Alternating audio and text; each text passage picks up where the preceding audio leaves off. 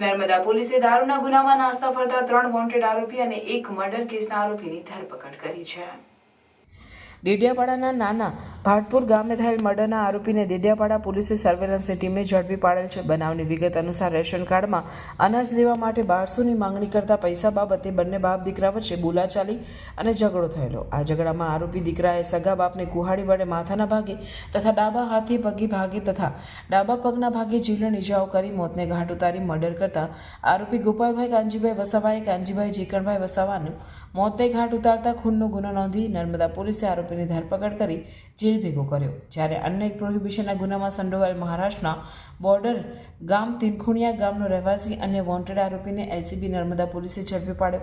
R G Chaudhary LCB પીઆઈની ટીમે wanted આરોપી કિશનભાઈ રામાભાઈ વસાવાને દેડિયાપાડા હાટ બજાર ખાતેથી ઉઠાવી જેલ ભેગો કર્યો. અત્રે ઉલ્લેખનીય છે કે તીનખુણિયા ગામ મહારાષ્ટ્રના નંદુરબાર જિલ્લાના અક્કલકુવા તાલુકાનું ગુજરાતનું બોર્ડરનું છેવાડાનું ગામ છે. અહીં દારૂનો મોટા પાયે વેપાર થાય છે.